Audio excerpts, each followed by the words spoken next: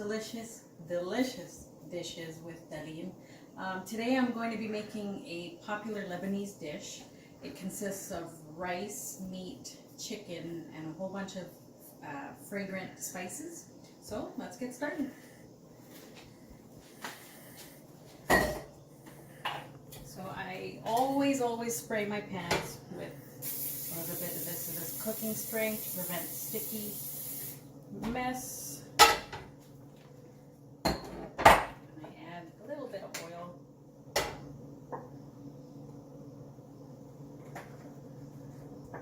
And then turn on the heat.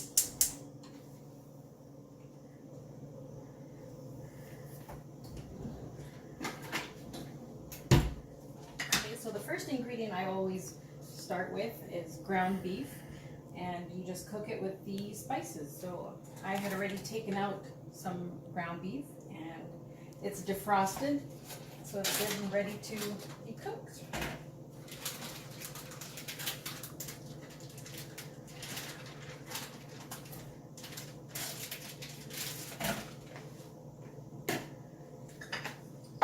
So I normally just spread it out, flatten it out to where I can add the spices.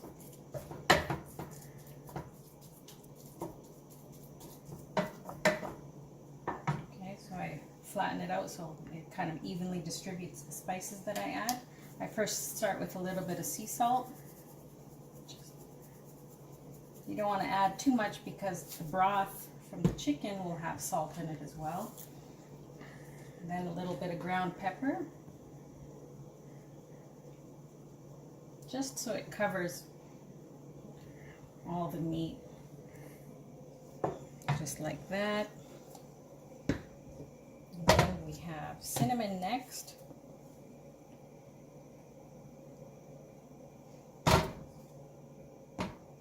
Again, I really don't measure, it's just by eye and by taste.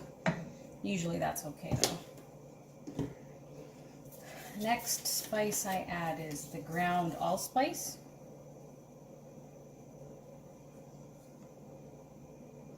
Looks like that's it for that bottle. And then I add a little bit of cardamom. This will give it a really nice scent.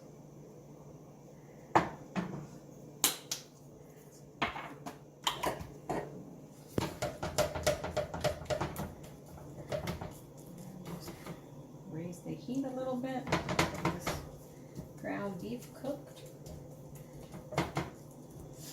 It takes about 5 or 10 minutes to really cook it thoroughly.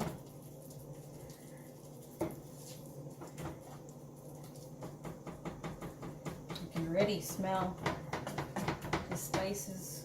It smells so good.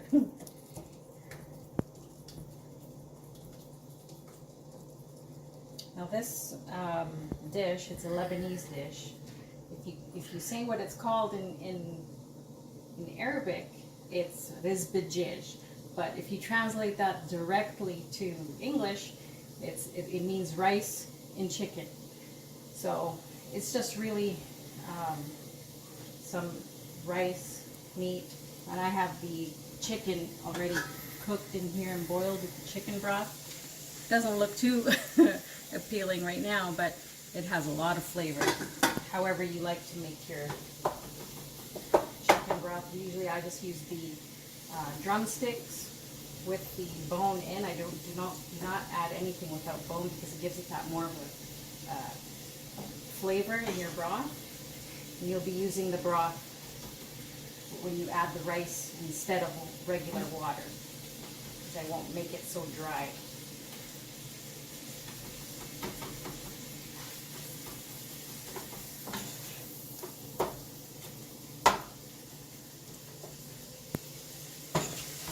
Coming along nicely.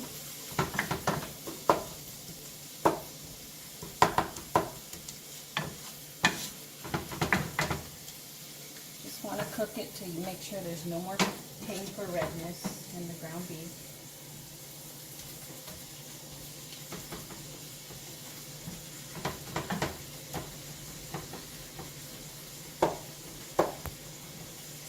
simple ingredients. It's such a popular dish. It's a favorite.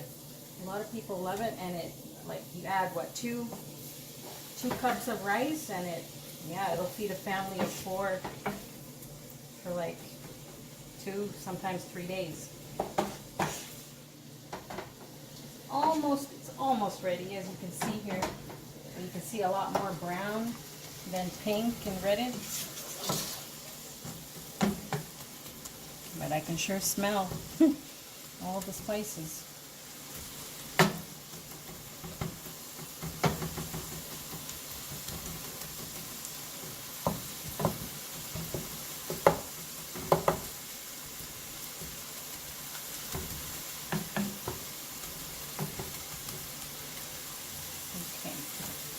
I feel that's about ready, so I'll turn down the heat significantly. So basically to like as low as possible. Just let it cook for a little bit while I take the chicken broth and take out the chicken and strain it.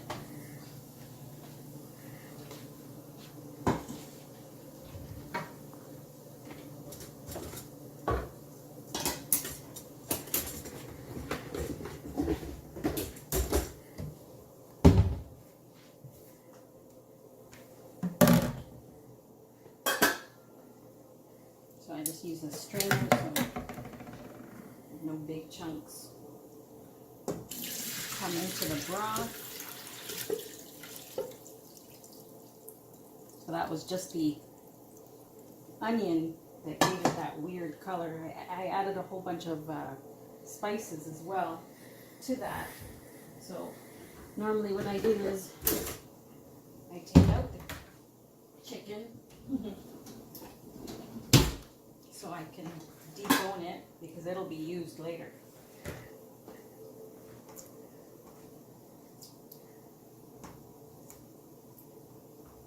So as you can see, it's cooked so well that the chicken is falling off the bone easily, and that's what you want. You won't need the onions or any of that else, anything else that's in there. Just the chicken and the broth.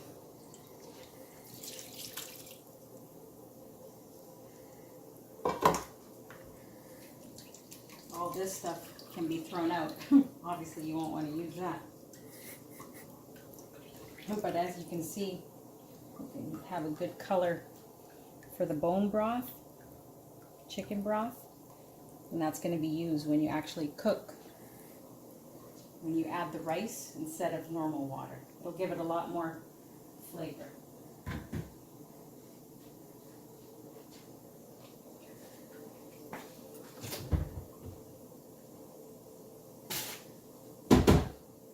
Okay. So what I do next, I just wipe down the pot on the inside. Because you don't want all that to get on your food.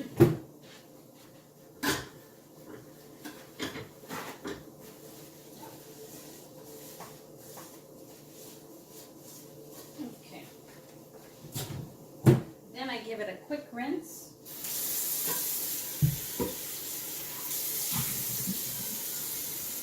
Quick wash.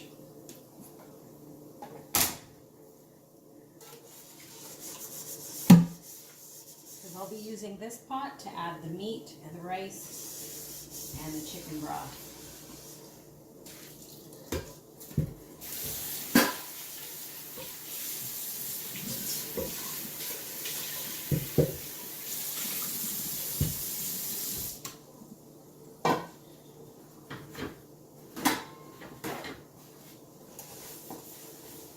See, all done.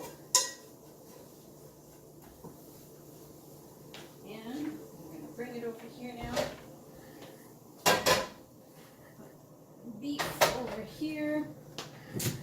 I'm going to add more oil and spray just because I just love using this stuff just in case.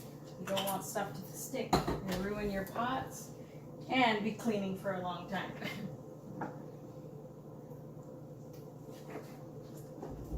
Okay. Raise the temperature. Probably to about, I don't know, my low is like 0. I put it to like 5 halfway through. So, and I'm going to take the ground beef, empty it, transfer it to this pot. This pot is going to be used again, this pan. Okay, so just give that a little whirl. So I have a family of 4, so basically what I do is I add about 2.5 cups of rice. And my favorite type of rice is basmati rice. So I just add that to the ground beef.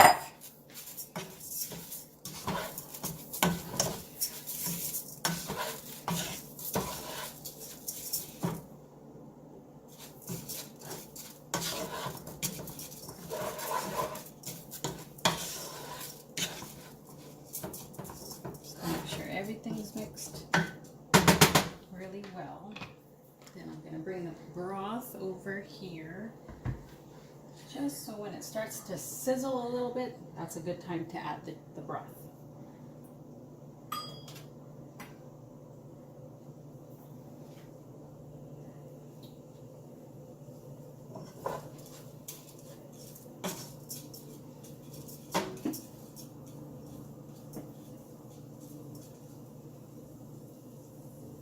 Come on, I can hear you.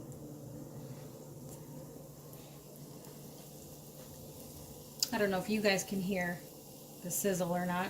Maybe I should turn it up so you can hear it. Turn up the heat.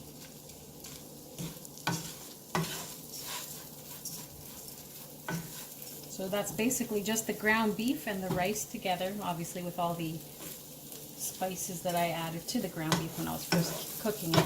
But yeah, there's the sound that I'm waiting for.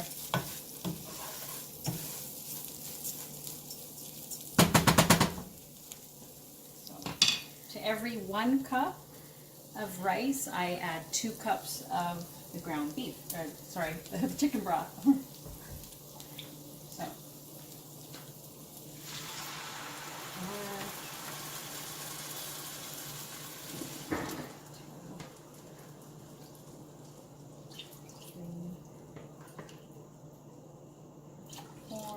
so as you can see, the broth is not covering all of the rice or all the ingredients, so you want to add a little bit more until it actually does. There. That right there is perfect. So this is right now where I definitely want to turn up as high as possible, just to get that quick boil. Give it a couple stir.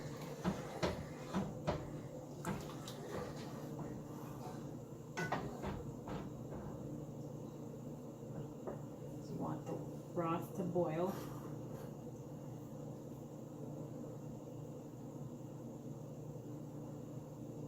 Okay. So the water here is starting to boil. It normally takes about 4 or 5 minutes for it to start boiling. So at that point, what you want to do is lower the temperature to the lowest setting and cover it.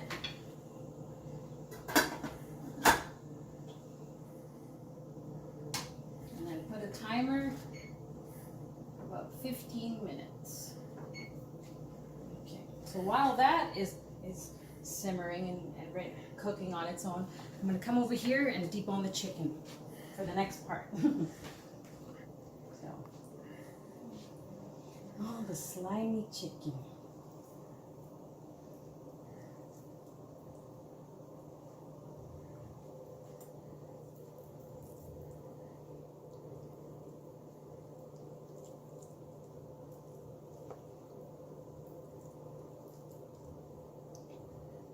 So either drumsticks or thighs would work for this broth. You don't want to use chicken breast because it'll end up on the drier side, and yeah, you don't want that. Tastes much better with drumsticks or thighs, basically dark meat.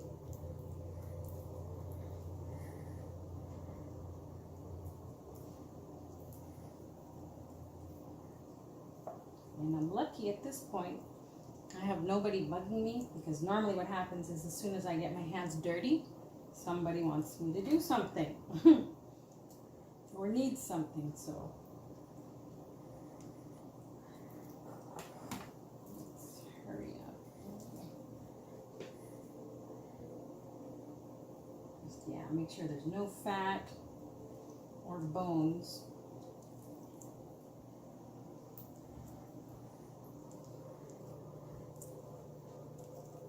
And your hands get quite messy at this stage. I don't know, some people might want to wear gloves, but I don't mind. Nothing a little soap and water won't handle and fix. And then you can actually feel the texture a lot better and know what's actually fat or chicken, the actual meat. And this brown stuff that you see here is from the cinnamon that I added when I was boiling the chicken. It's not dirt or anything. It's just the cinnamon and the spices that I added to the water.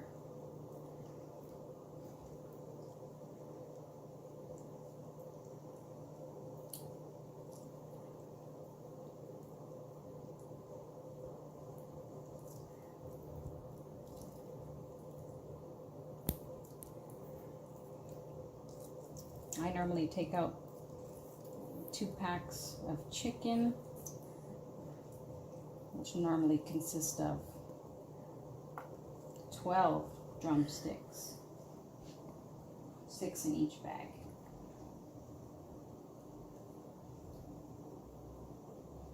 Kind of another source of protein that you want, because you just don't want to just be eating rice and a little bit of meat. You want more protein as well. It tastes good.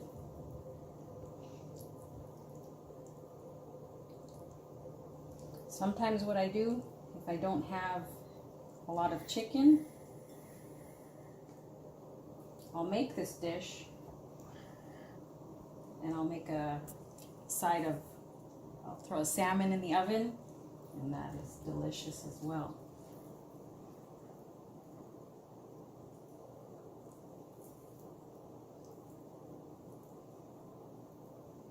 I think this is about the lengthiest part of making this dish, the deboning.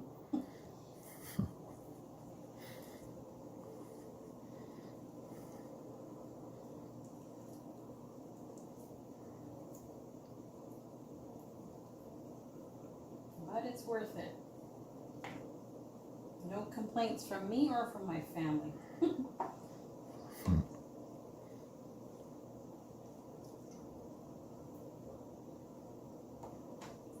Almost done. We have about 5 left, or 4 left after this one in my hand.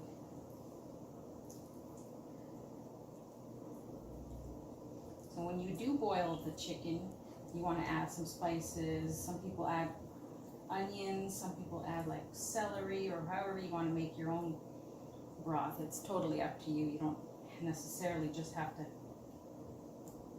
use a little bit of spice and some onions, but anything to give the broth more flavor. Usually there's more chicken broth left from this dish, and I make soup out of it, but not this time.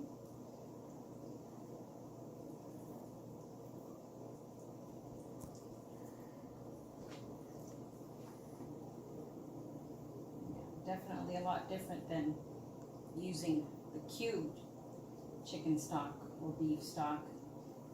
I mean, sometimes it comes in handy, but if you have the ingredients, it'll make the difference. All right, 2 more after this. In the meat shop that I go to, I actually get them to remove the skin off the drumsticks for me. That helps a lot with the cleaning process and deboning the chicken. Don't gotta worry about the slimy skin fat on the chicken.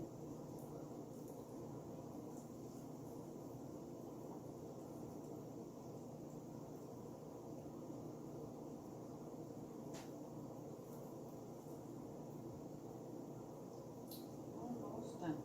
Last one. Right here.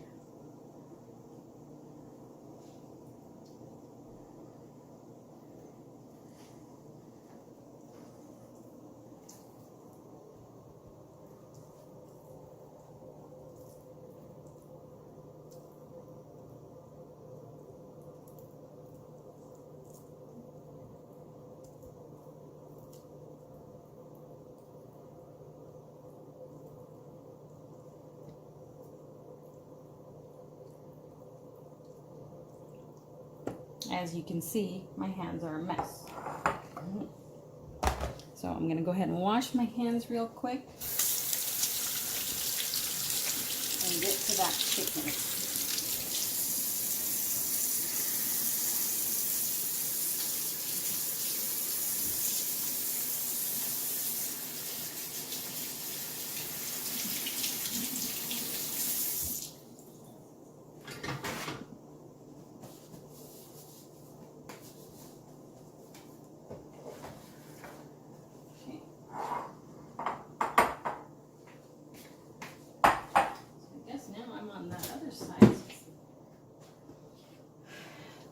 Rice is cooking here with me, so I'm going to go ahead and spray the pan, getting it ready for the chicken.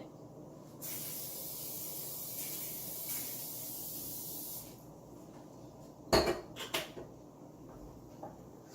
a little bit of oil again.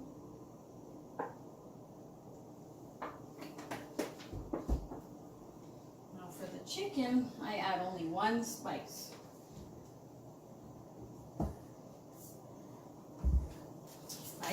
It's a bunch. Well, I guess it has a bunch of spices, salt, and paprika, garlic, onion, red, bell peppers. This is my favorite to add to the chicken. It gives it a lot of flavor instead of it just being plain boiled chicken. So I'm gonna go ahead and add the chicken.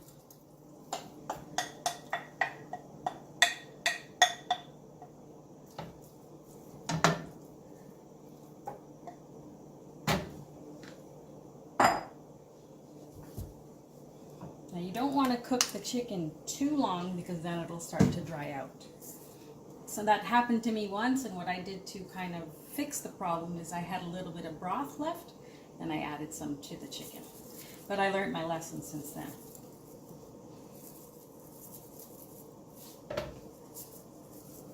See, just enough to cover the chicken. Nice little layer.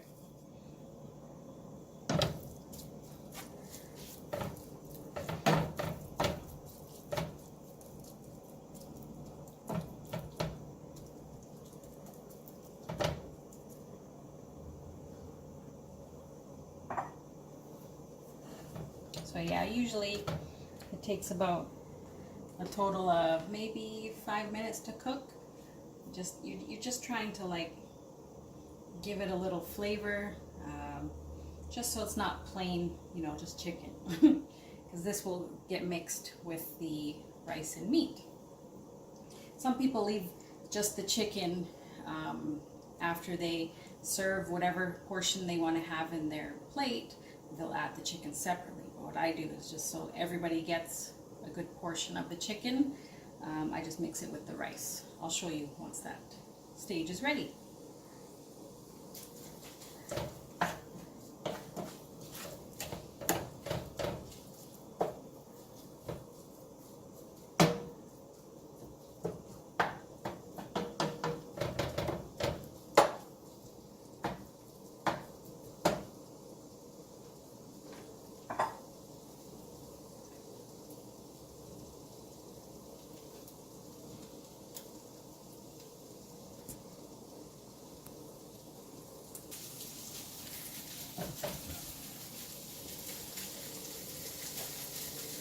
The chicken is looking good, smelling good too.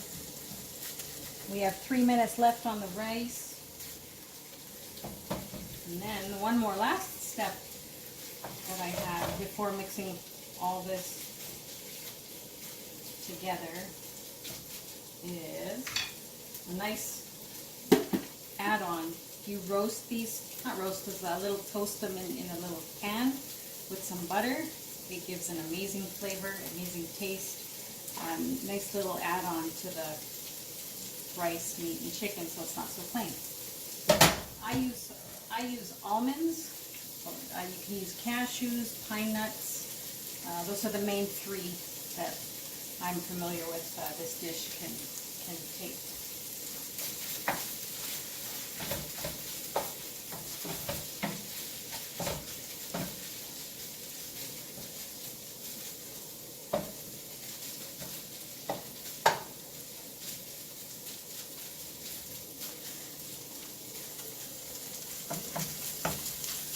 As you can see, and probably hear, I'm not sure, you get a nice little sizzling sound of the chicken. You just want to constantly move them around so they don't burn and dry out.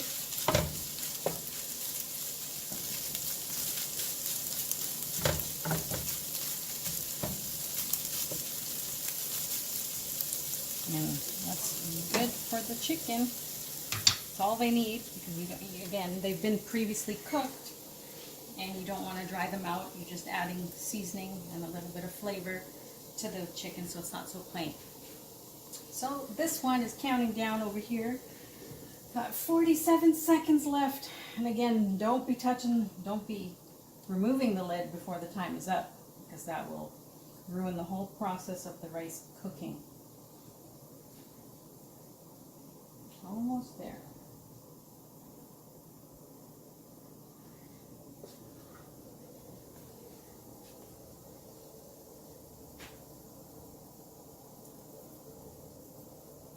"20 seconds. I'm getting hungry. All this food.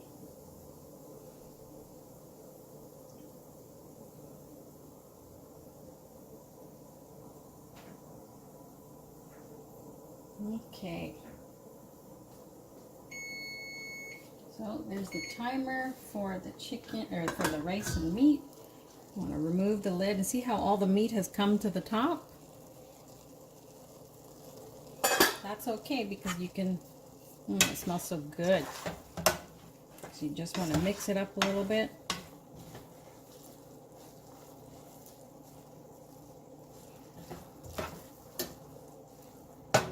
And it looks like there's a little bit of water left in there still. So I'm going to just cover it up a little bit for a few more minutes, just so it dries out. Okay, so I think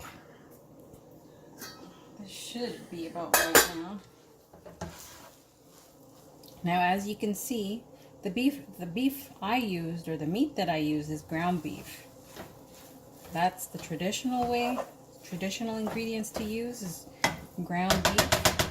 I mean, you could always try and experiment with the ground chicken, ground lamb, but this right here is the traditional way it's made. So what I'm going to do now is just move the chicken, empty it into the rice and the meat pot.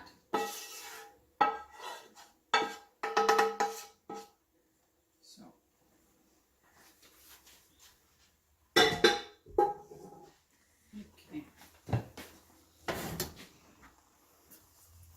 just give it a good mix. That's why everybody gets chicken. Forgot to turn that off.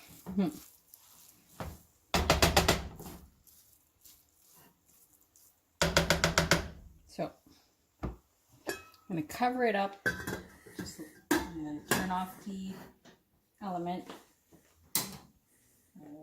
to do next is roast up those almonds that I told you about.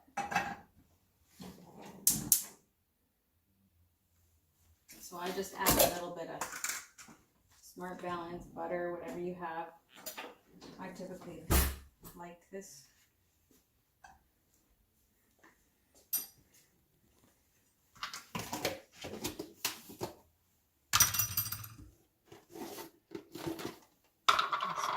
Get that to melt.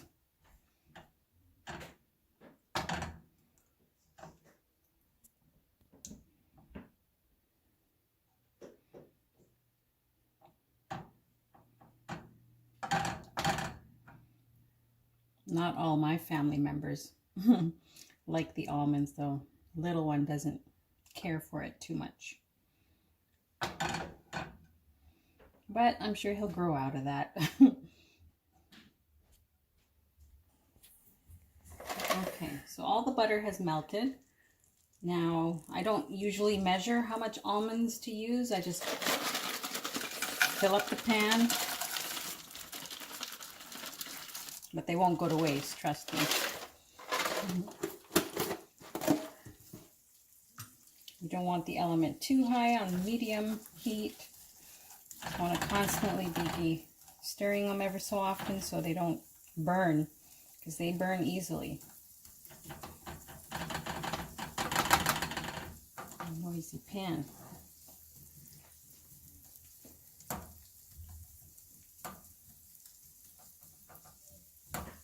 Just want to keep them spread evenly so they all get that buttery flavor and they all cook on one side, both sides, not one side. So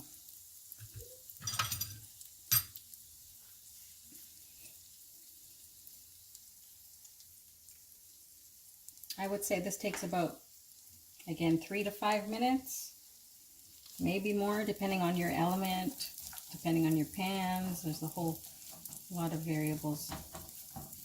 But as you can see, some of them are already getting that color, like right there. I just like to take my time with the almonds because I once did burn them and they tasted awful. So ever since then, I like to watch them closely.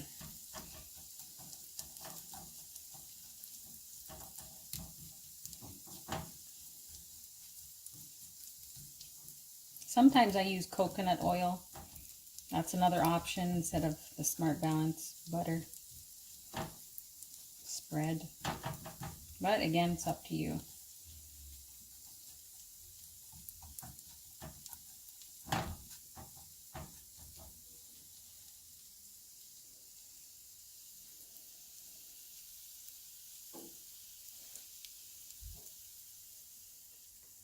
Again, this is something you do not want to leave unattended because they will scorch easily.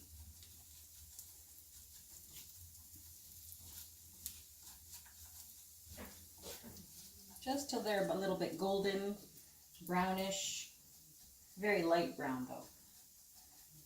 You don't want them to like the color of their, I'll show you, you don't want them the color of their skin there. That's the almond right there. You definitely don't want to let it cook that that long, excuse me.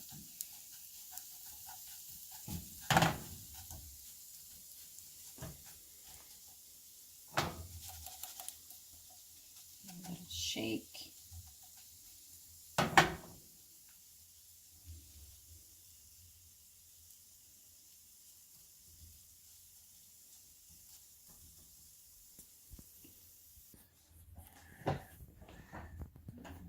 Alright, so these almonds are ready. Put them to the side.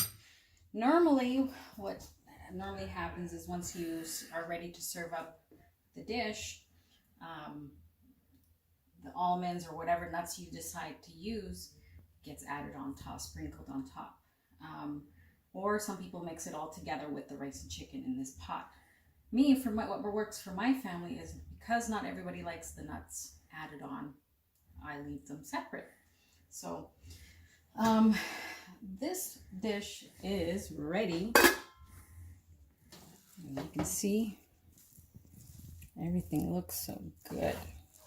See the chicken, the beef, ground beef, and the rice, like 3 simple staples that almost every household has, and you have a delicious meal. This meal is like, it's a favorite. I'm telling you, it's a favorite, very popular in our culture, because you know, you have unexpected family coming over or any kind of friends, gatherings. You can make a lot of this and it doesn't take much to make. Like I said, the ground beef, the chicken, and the rice. And then if you have the nuts, that's an added bonus.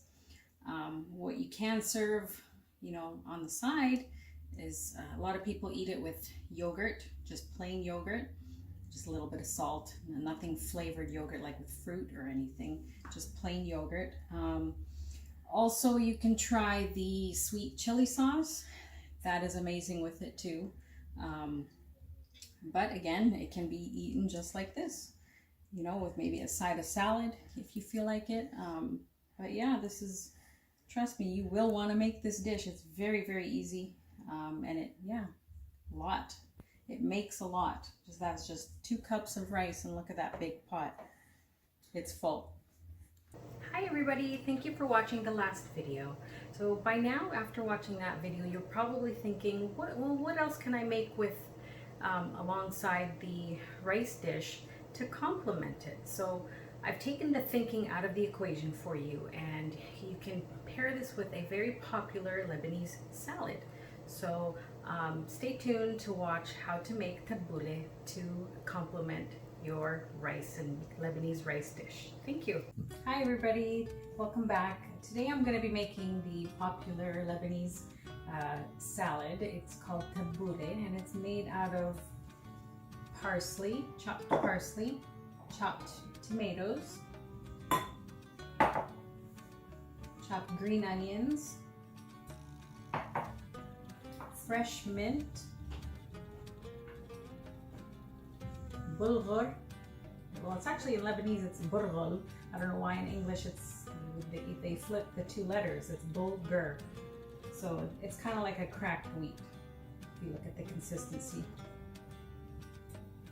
So, and then we have some olive oil, lemon juice, salt, and some allspice. So first, before we start anything, before I start mixing anything, I'm going to soak the bulgur. Just give it a quick stir.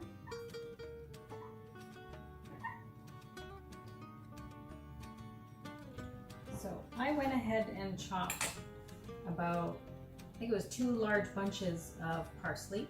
You want to chop them pretty finely, as you can see.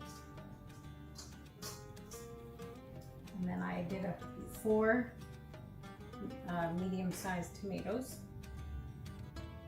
and then a bunch and a half of green onions. You could use, some people use regular onions. I like the taste of the green onions in this salad. And yeah, you can use more or less. It's totally up to you. So I'm going to go ahead and mix everything up.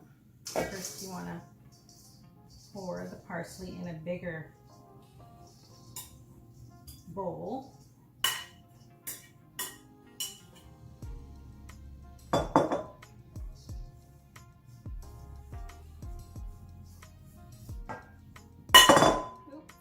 you want to add the tomatoes.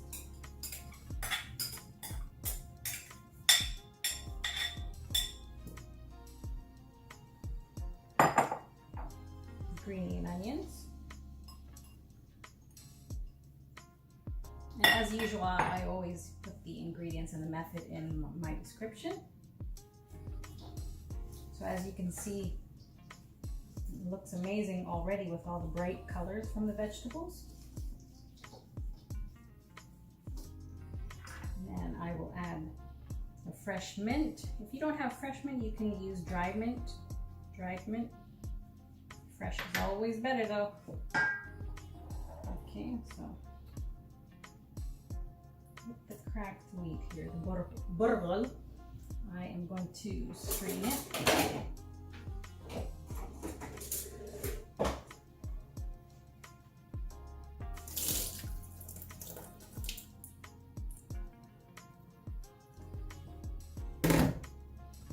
You want to squeeze out as much of the water as you can.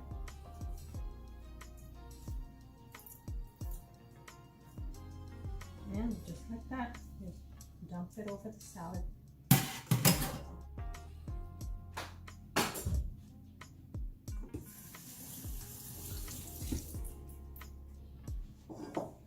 Give it a quick stir, a quick mix.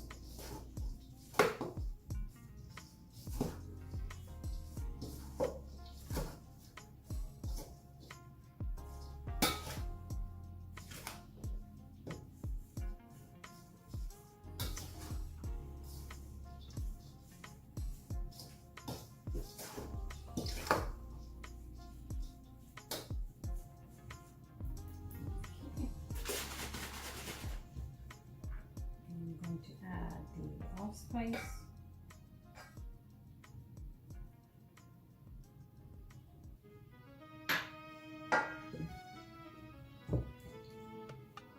Some salt in there.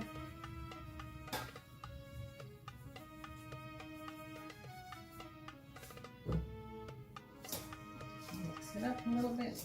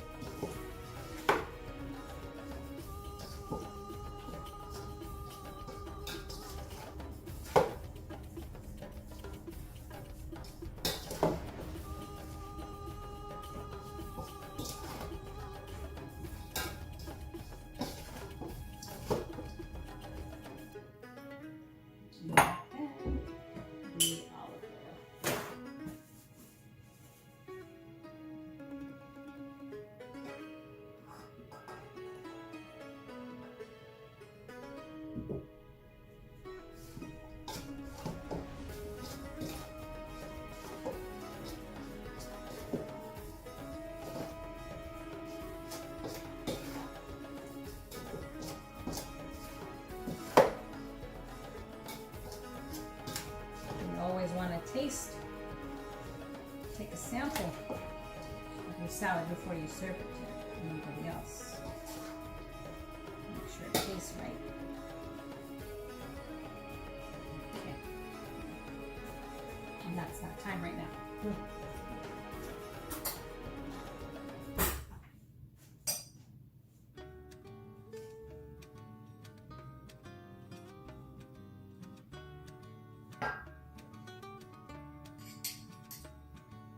Nice being the chef.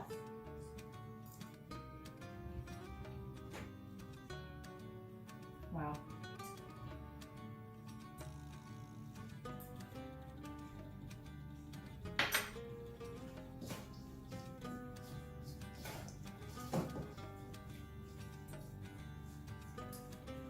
Okay.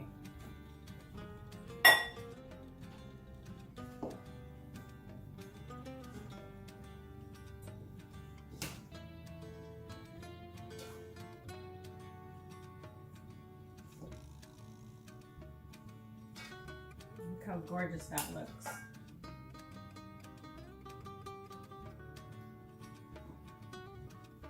So it's very popular and it's very a nice way to eat.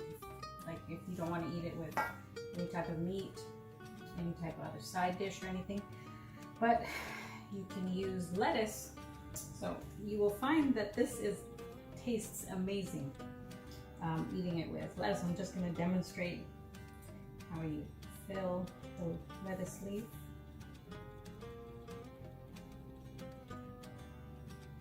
And you just eat it.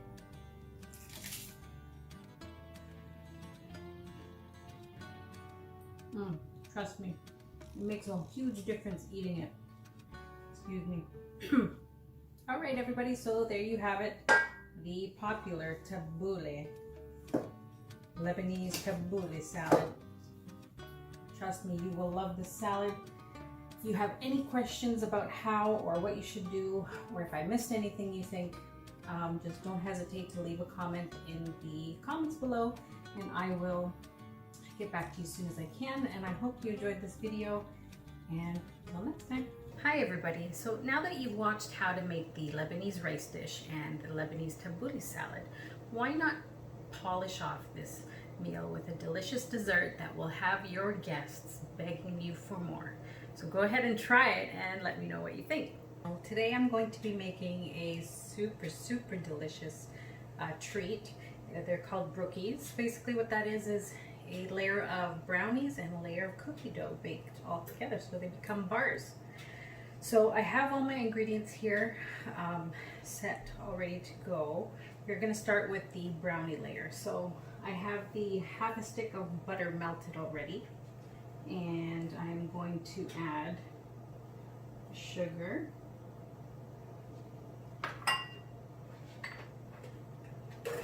mix that on low.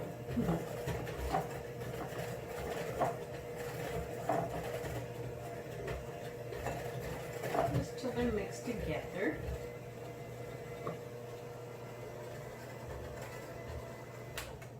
And then I'm going to add the eggs slowly. Give that a mix too.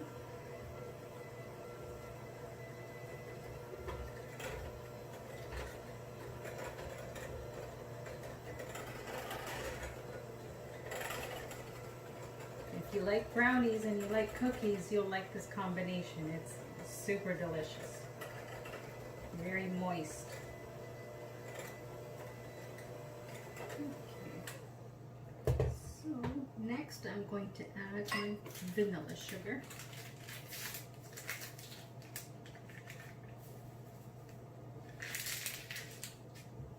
And give that a mix.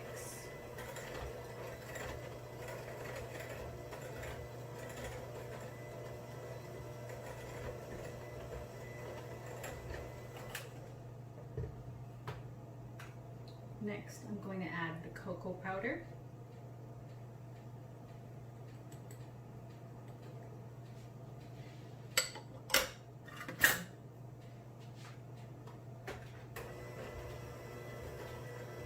Mix that up slowly.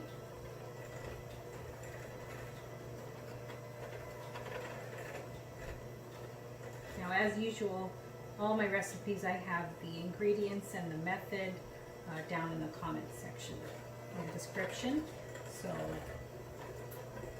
I'll have everything ready for you guys down there to follow easily.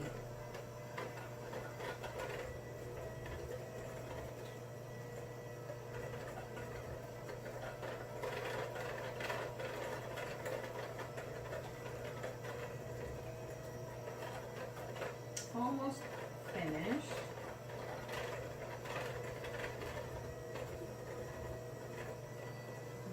Good that looks.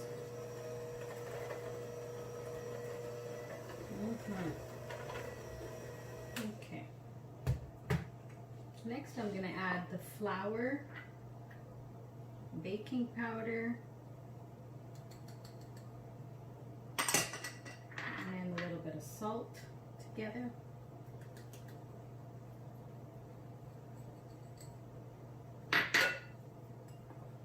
Give that a little mix.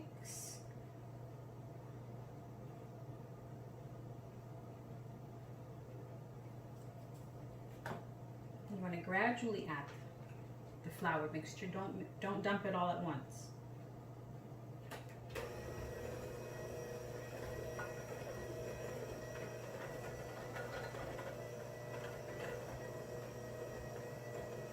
It's beginning to thicken.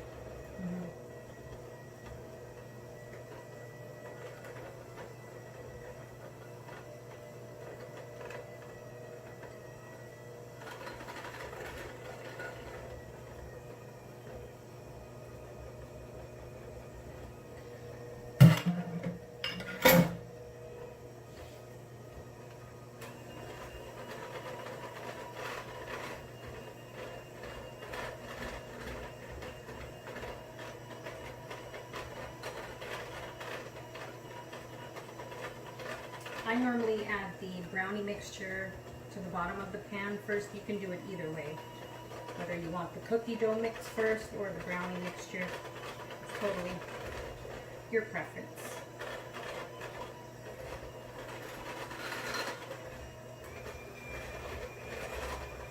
Okay, so this is finished now.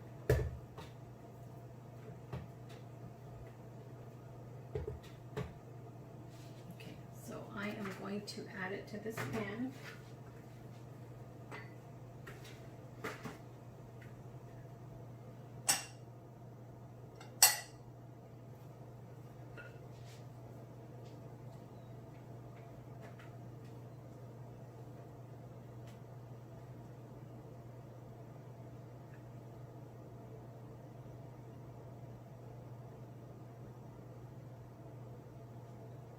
If you're wondering what size of pan I use a 9 by 13 pan. And grease it too before you add any of the dough. So just spread it out real quick.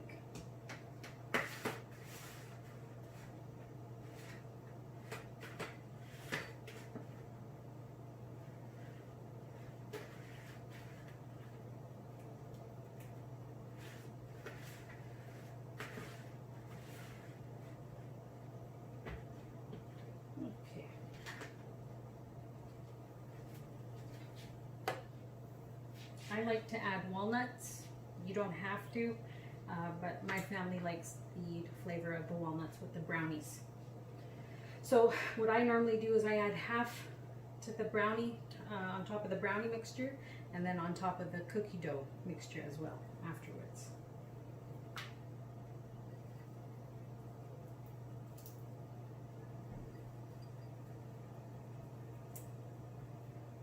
Chopped walnuts. Go. Okay, so that's half. This is what it looks like so far. Okay, so then you just set it aside and get ready for the cookie dough mixture now. All right, so I am ready to do the cookie dough layer. So again, I start with the softened half a cup of butter. And then you want to add your sugar and brown sugar and give that a mix.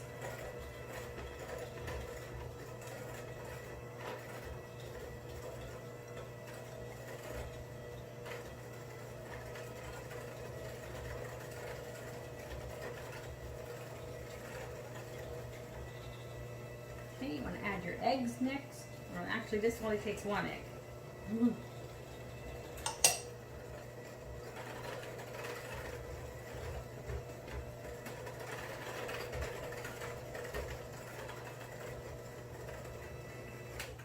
Okay, now time for the vanilla sugar.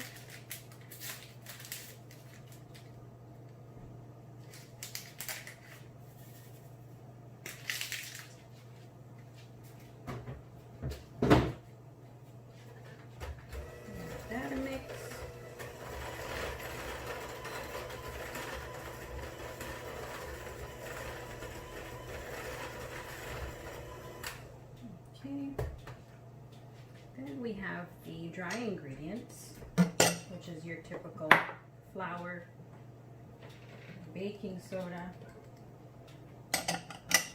and your salt. Now you can mix that a little bit.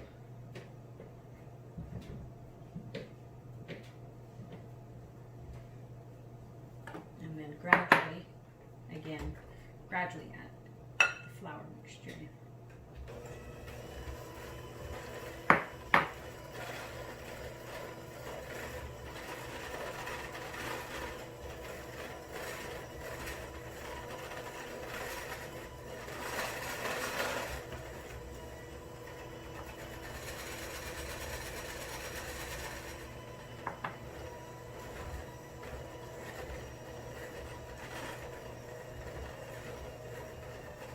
Just like making your regular cookie dough for this layer. Regular chocolate chip cookie dough.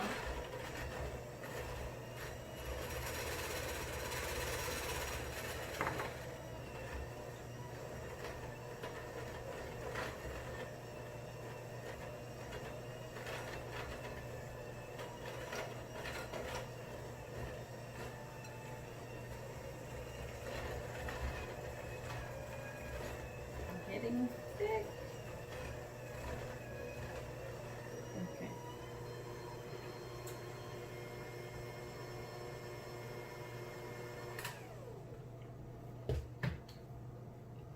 You can actually add your chocolate chips. You can manually mix the rest of the dough with this. I'm just going to do it with the mixer. Make it fast.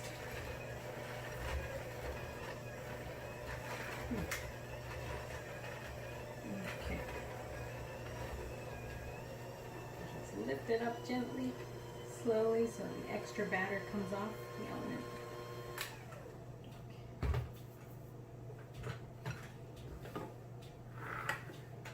Okay, so as you can see, it's cookie dough. So I want to add it to my pan. What happened here? Okay.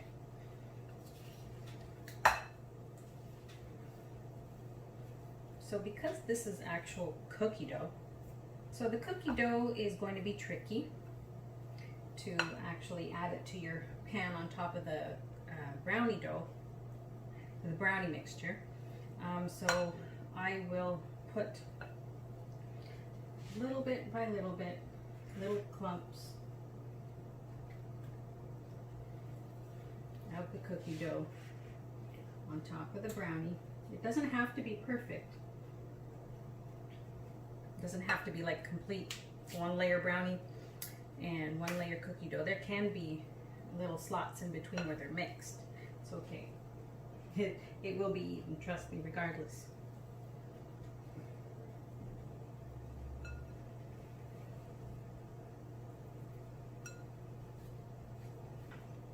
Okay, so I'm going to smoothen out the cookie dough on top of the brownie layer, and I'll be right back. All right, so I have added the cookie dough layer on top of the brownie layer, and now I'm just going to sprinkle it at the top with walnuts before I pop it in the oven. So preheat your oven to 350 degrees. And it will take about 20 to 25 minutes to bake. So I'm going to pop it in, and when it's finished, I'll show you what it looks like.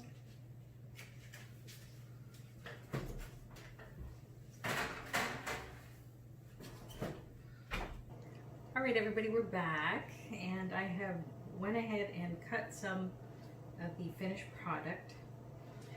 And let me tell you, these look amazing. They smell amazing. These will not last, I tell you. But yeah, this is what they look like. Look how moist that is. Nice and solid. You will love these scrumptious brookies. So these don't take long whatsoever to make. As you can see, very easy to make.